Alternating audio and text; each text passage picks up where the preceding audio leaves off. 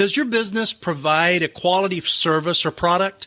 If the answer is yes, then there is a combination of tactics that can be customized to fit your unique business that makes your business super profitable, creates wealth, and makes a difference in the process. I know this because I've built a few tiny businesses to more than $70 million. You're listening to the Entrepreneurs Radio Show. Conversations with self-made millionaires and high-level entrepreneurs that will grow your business.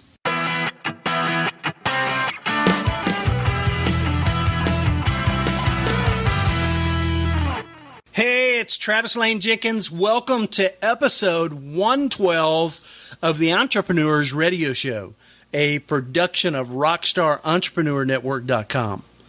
I hope you're enjoying the wide variety of people from different industries and different mindsets that I've been bringing to you.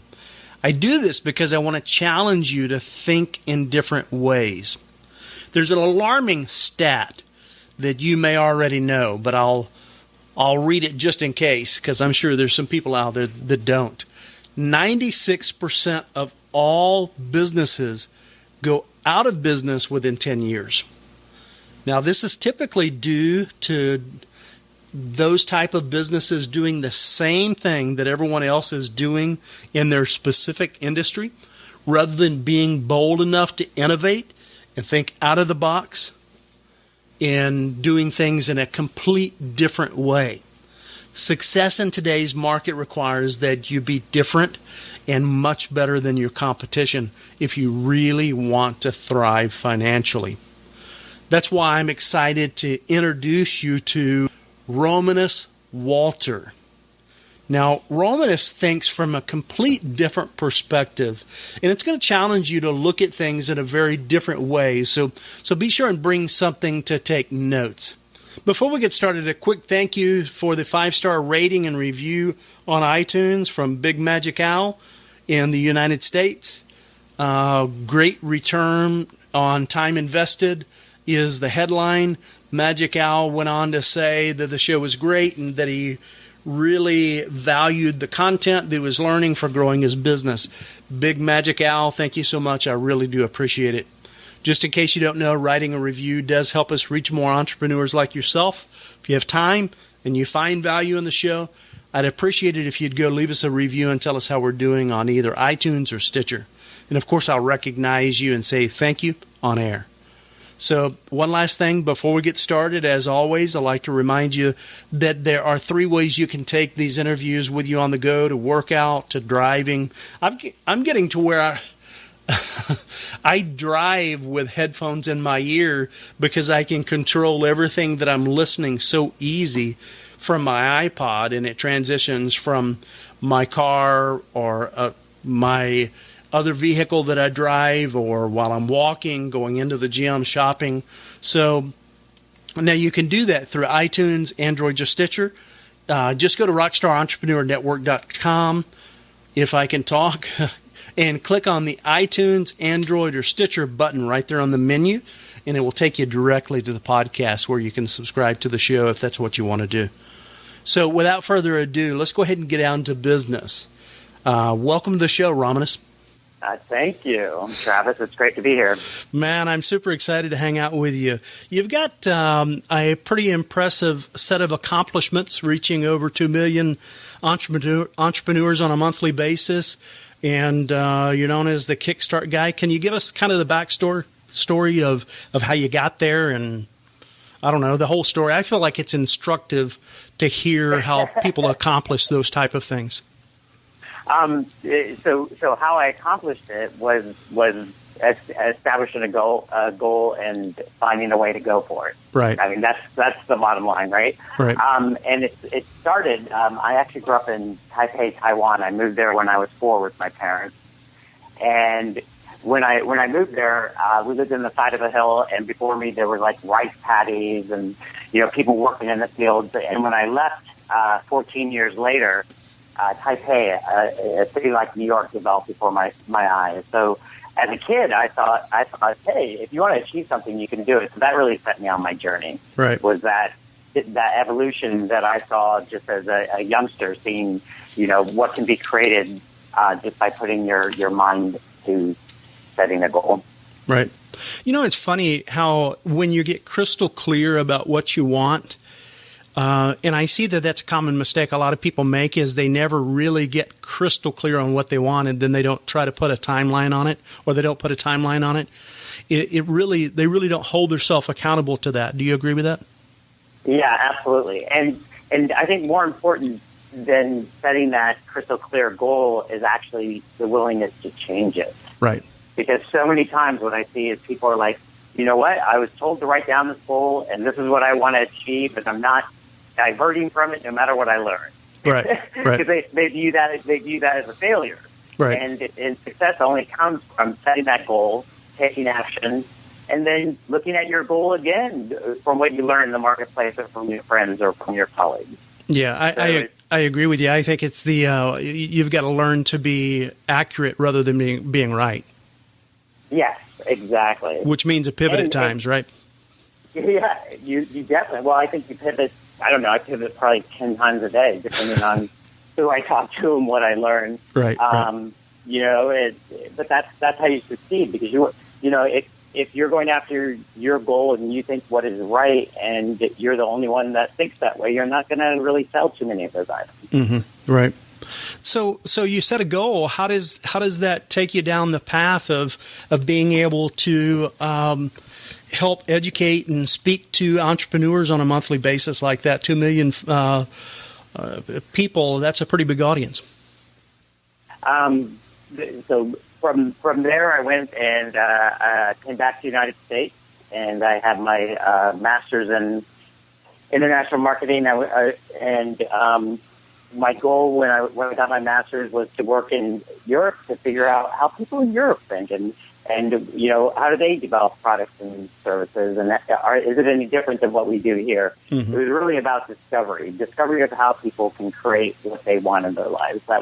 That's been my life goal, and empowering people to do that.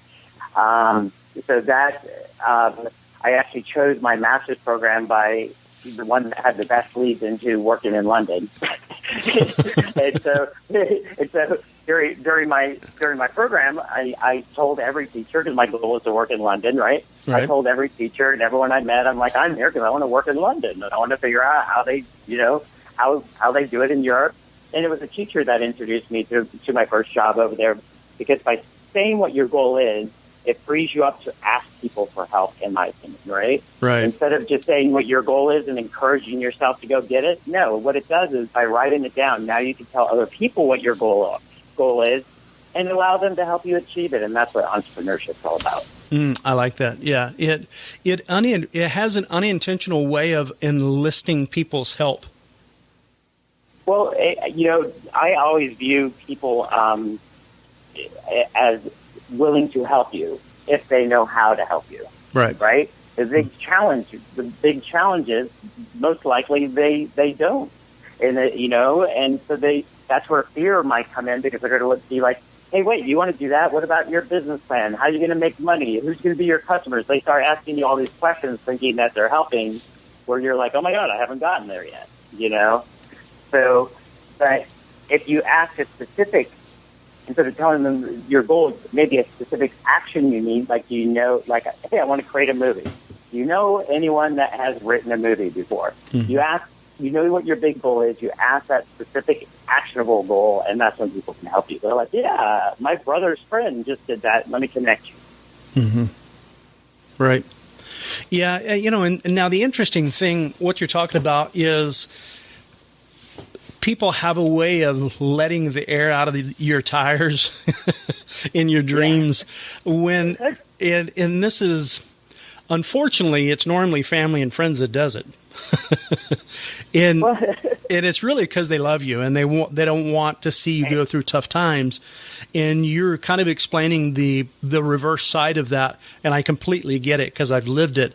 If you get out there, mix it up. Don't worry about what the naysayers are saying, and try to surround yourself by people that have done it or know someone that has done it, because those are the people that are likely to extend a hand and show you what has worked for them. Yeah, and I think there's a good way to distinguish between people that love you and are trying to help you and naysayers, right? Right. I totally agree. The people that love you and are surrounded by you want to make sure you don't suffer, right? They're like, we love you. We don't want to see you suffer. So therefore, we're going to, try to ask you all these questions and make sure you have it. A naysayer, on the other hand, probably has experience in the goal that you're going after, and they're going to come and say, do you know how hard it is? This is why you're going to fail. What they have, actually, what a naysayer has, is information that will help you succeed. Mm-hmm. So whenever anyone says that's going to be so hard, this is some obstacles you're going to face, I always ask them, I'm like, well, how would you overcome that obstacle? Because they have some information to share with me. They probably just didn't keep going. Mm-hmm. That obstacle probably stopped them. So I learned how they would have overcome it and apply it to my thing, and then move past and go to my next action. Mm-hmm. Yeah, I like that.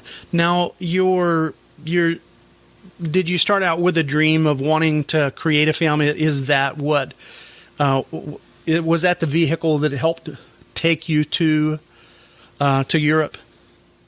Yeah, my goal as a little kid was to have my own business. My dad was I grew up in a household of an entrepreneur. My dad actually moved from Indiana to Taipei, Taiwan, with 4 little kids back when it wasn't developed, and took a risk and built a company that he was very successful at. And again, watching him, and I knew it was hard. Watching him, but watching this country develop before my eyes, I'm like, I want to create something of my own. Right. And so that instilled in me.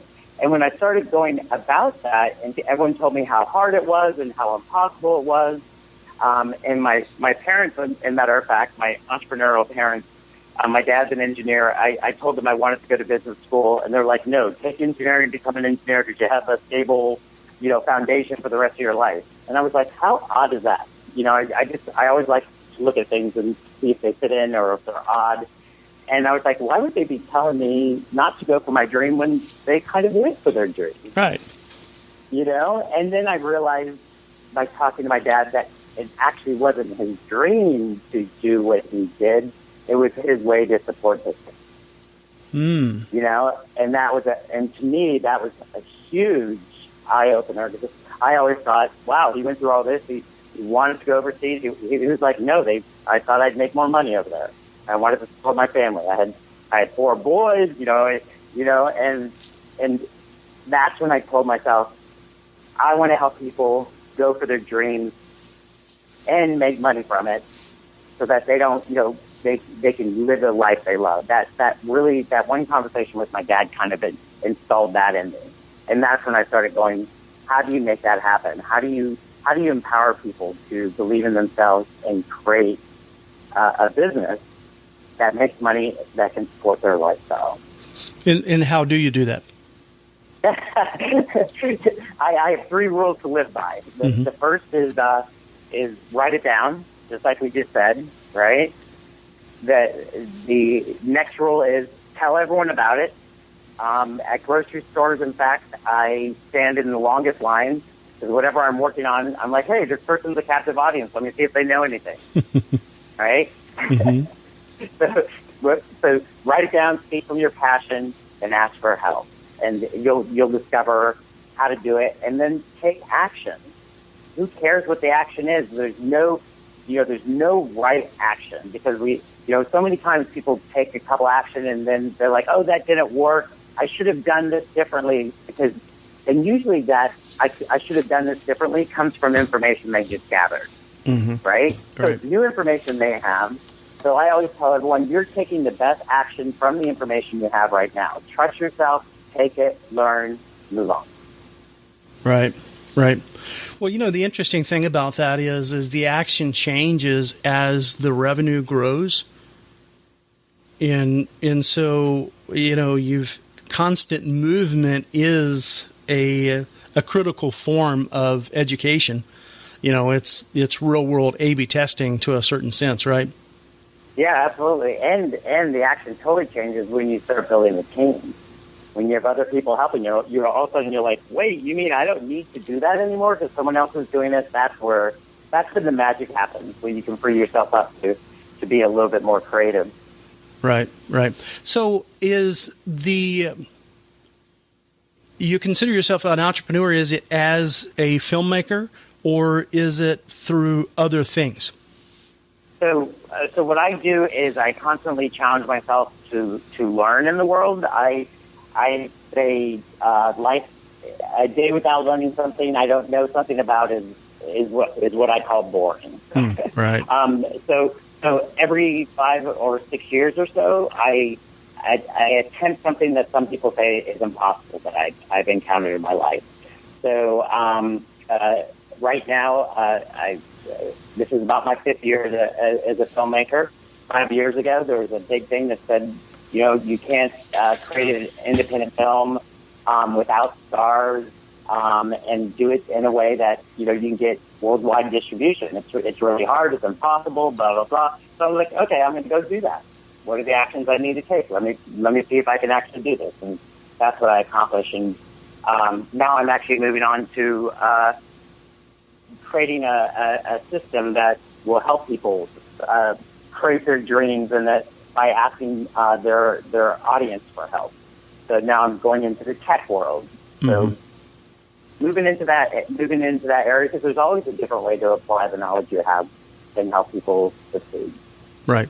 So at what level were you able to monetize the filmmaking aspect? Because that can be a very profitable business. You hit it right. Yeah. I mean, I did it. I don't know what level you mean. Well, I mean, what type of do you share your revenue that you hit with the filmmaking business? Oh yeah. I mean, it's the same revenue model as the majors. The movie was actually picked up by Phase 4, which is a huge distribution company, and Marvista. Marvista took the international sales. I think we're in over 20 countries now.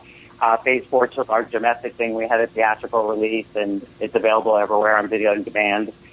In the United States, it's called Doggy Bee, and internationally, it's called Doggy Boogie. Mm-hmm.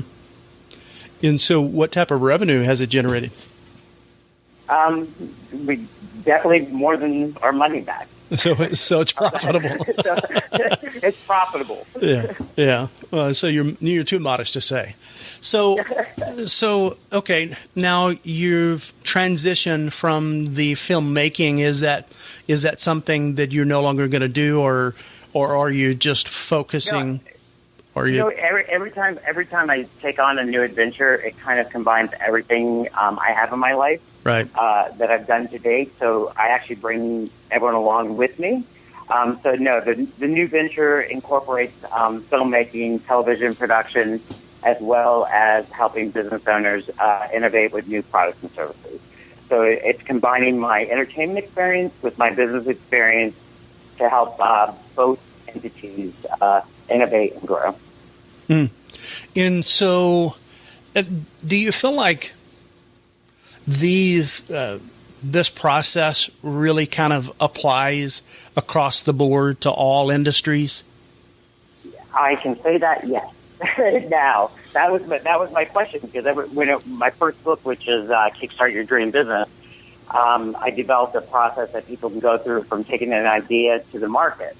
And that was actually developed while I was in London, because I worked for Business in the Community, which is Prince Charles's organization, where we go into small businesses in England and say, hey, how can you expand your services and products to the rest of Europe?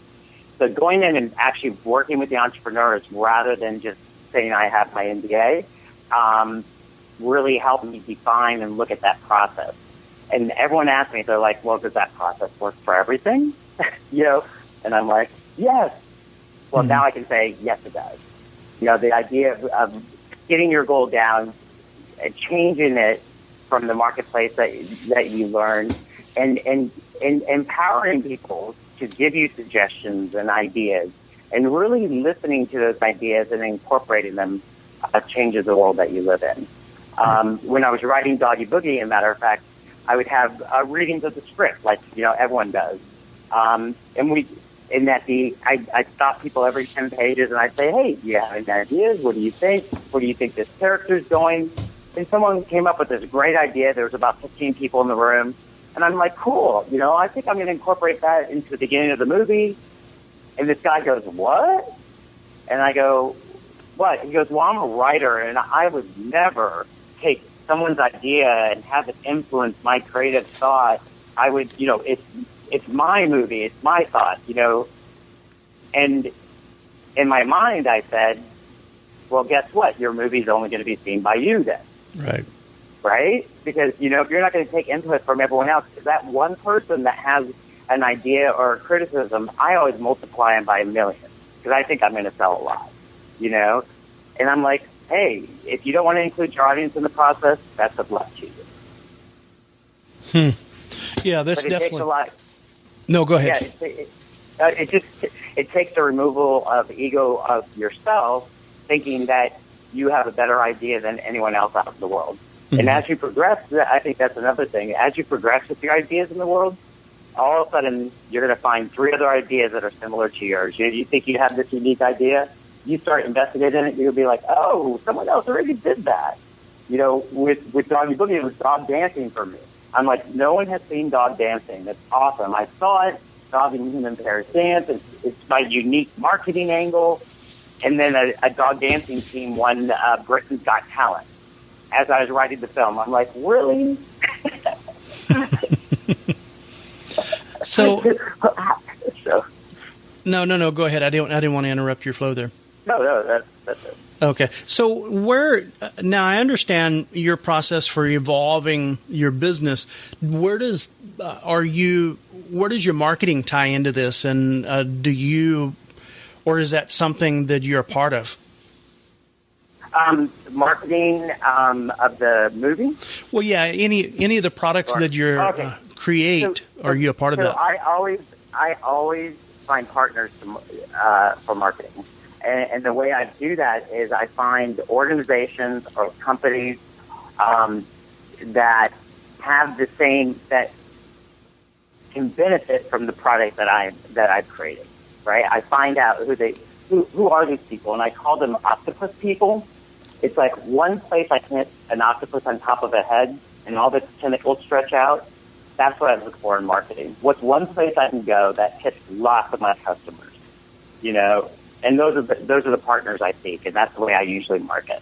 And that can be a social network, that can be a nonprofit, that can be a company that co-sponsors an event, anything like that you can come up with that will benefit from your product is a great way to market.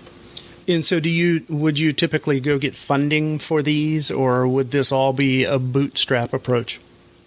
I always take the bootstrap approach because once you bring money into it, everything changes. Right. So, for example, with nonprofit organizations,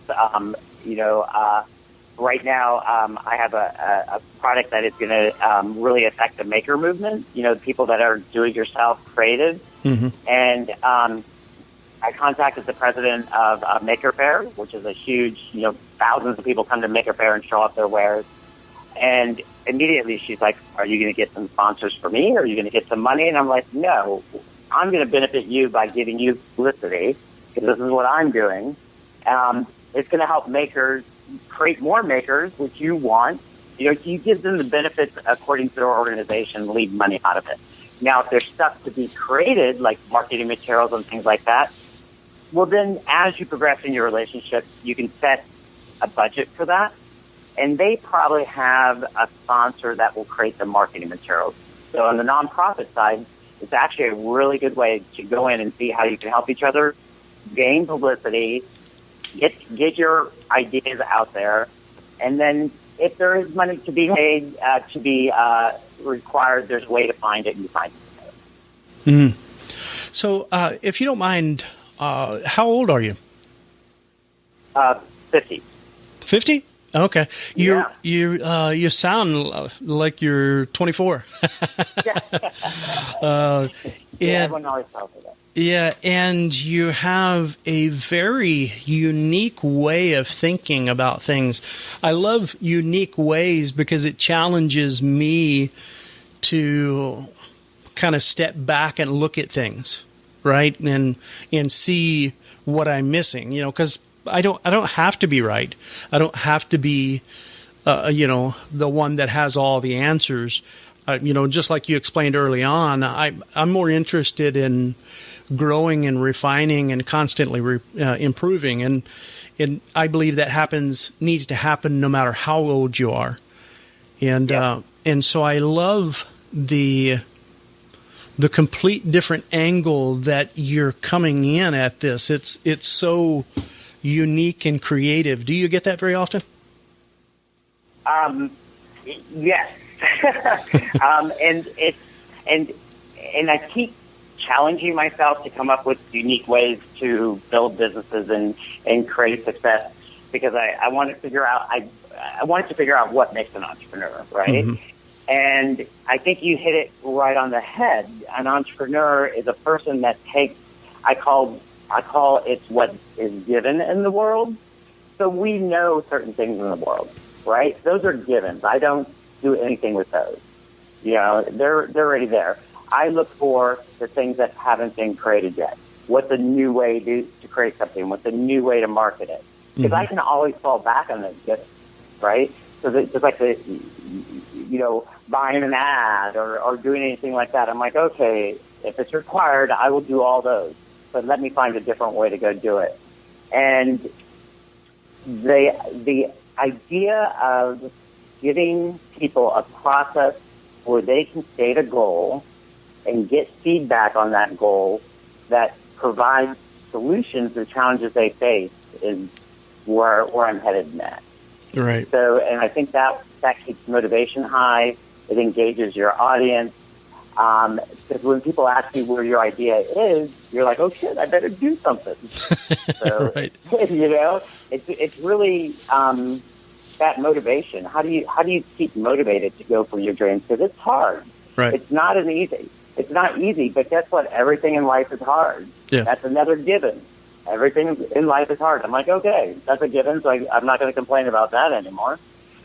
Right. Yeah. Most worthy things are a challenge, right? Yeah. So let me ask you, beyond the three rules that you live by, what do you feel like most people are missing as an entrepreneur?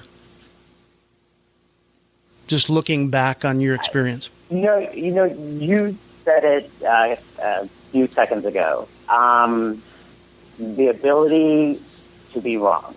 Mm-hmm. And to accept that, right? Not always having to be right. And that's why asking for help really brings you into a mode that you're like, I need help. And for people to say that is really difficult, because we're taught you're an entrepreneur, you're a leader, you're ahead of the game, and then you come in and you have to ask for help, and that's very, humbling, right? Mm-hmm. But if you incorporate that into your life and you look at it, it's no longer humbling, it's energizing. Because now every time you ask for help, you're looking for those little clues of how you can create your business differently. And it's from other people that you'll get those clues, because you know what you know, and they'll give you other ideas.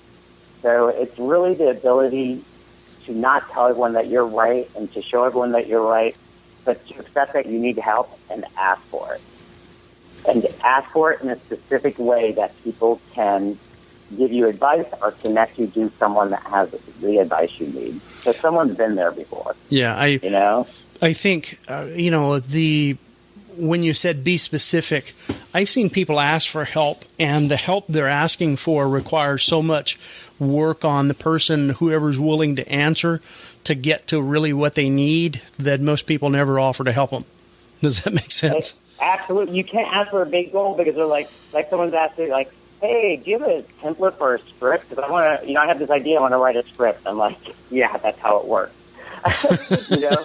But if they say, hey, do you mind giving me some feedback if I share an idea with you to see if it's a it's marketability? Can I take 5 minutes of your time? I'm like, absolutely. Right. The way I function is, I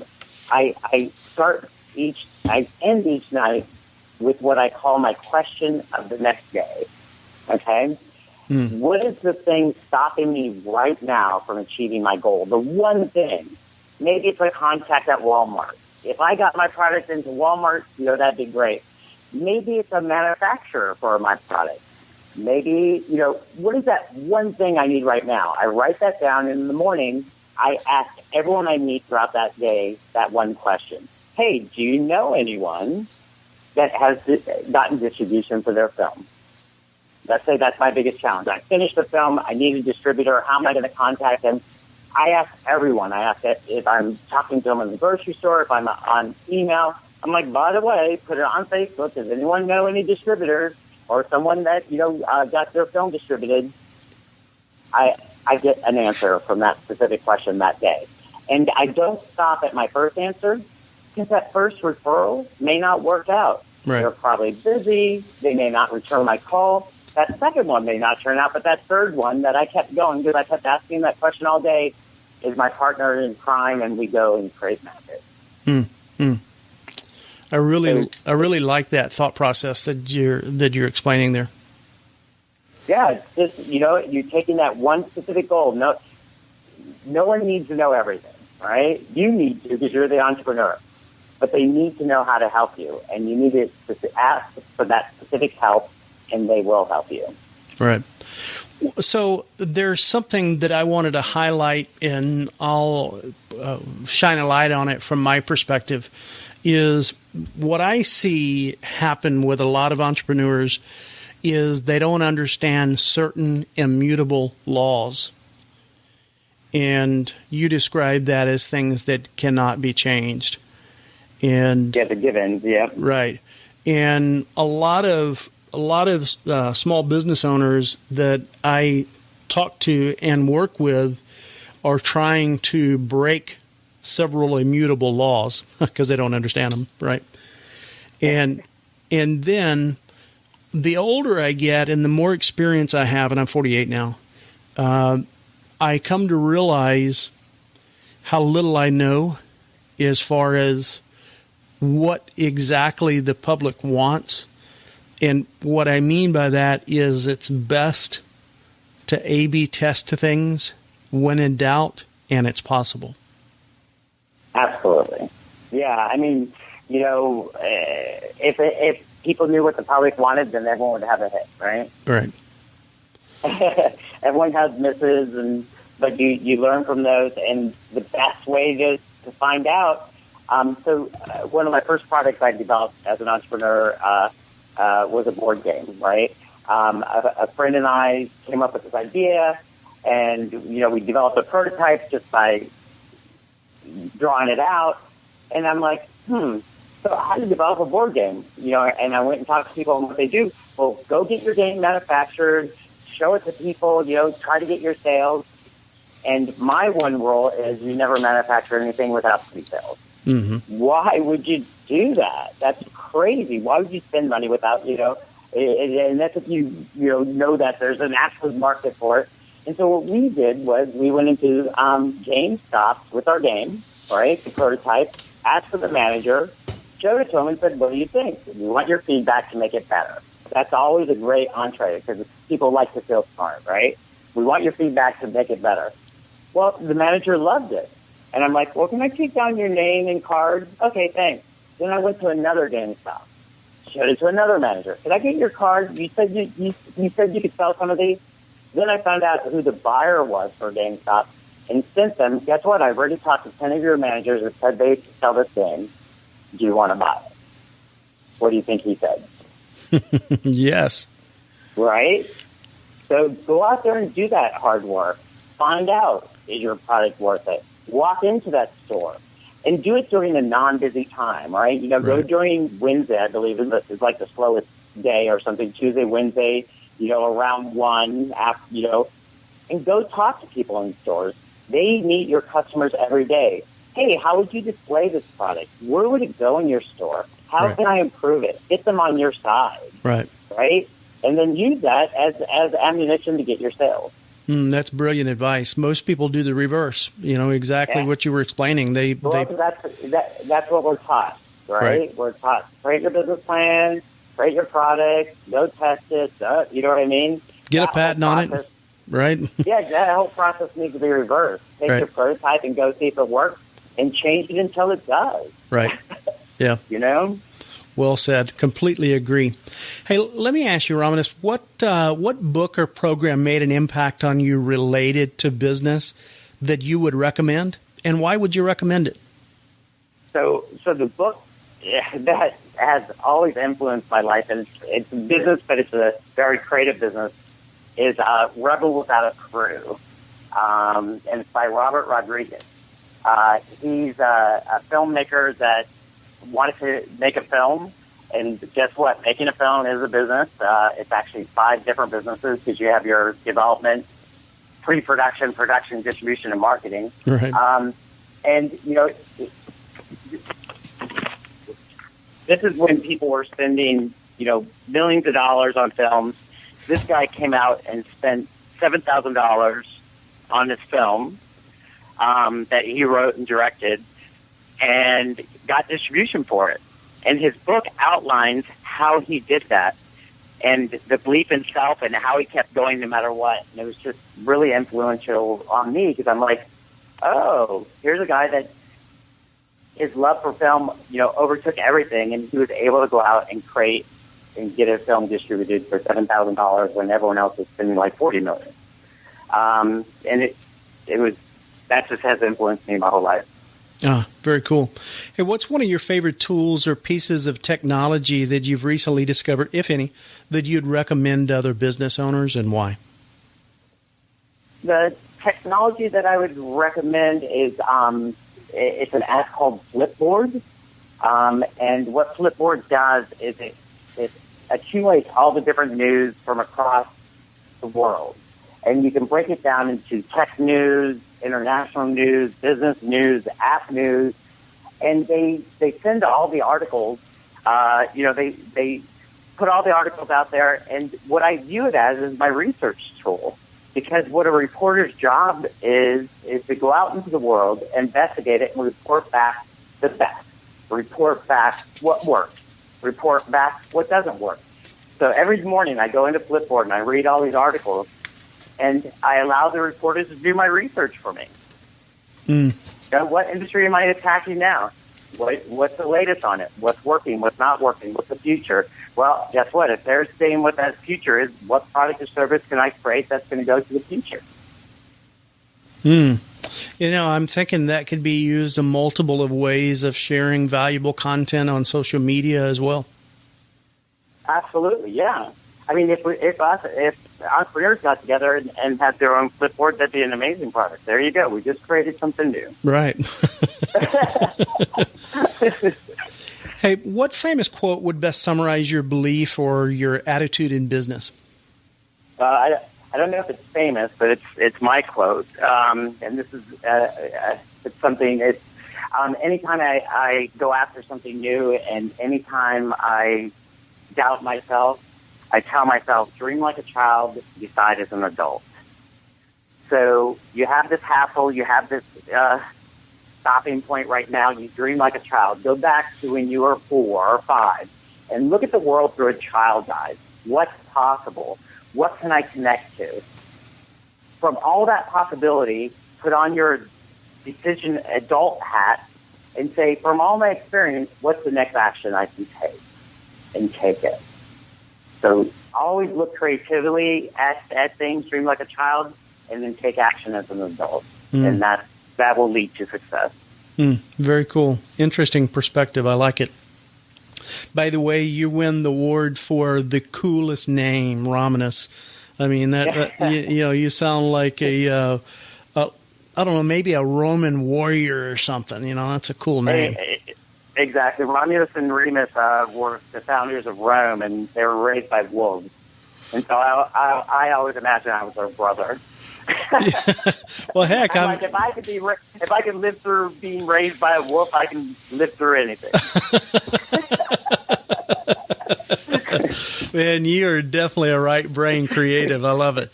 Hey, I've got to ask you, I'm going to catch you off guard here. Do you have any special superpowers that you'd like to share with us? I think my special superpower is invisibility.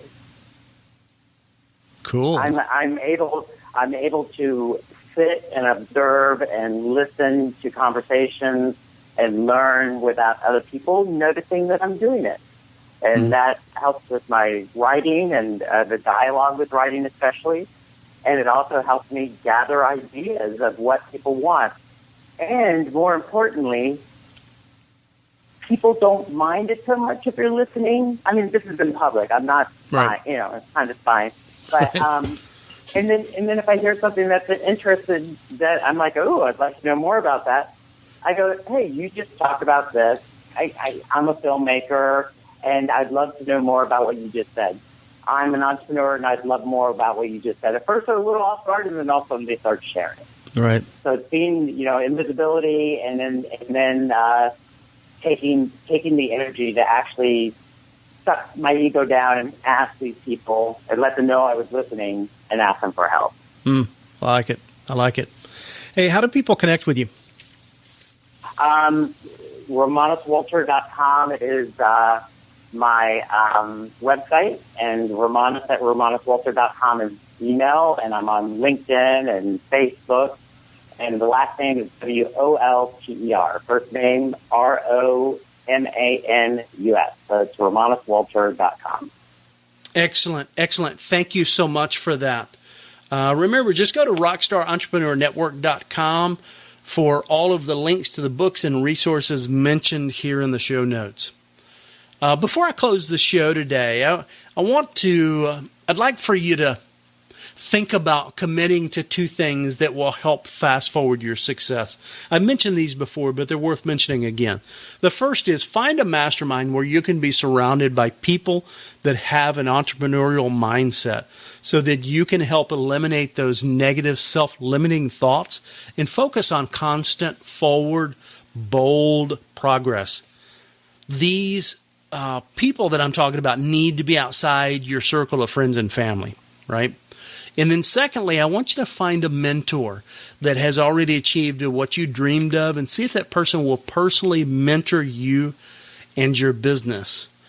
Don't look for the cheap way out when finding a mentor.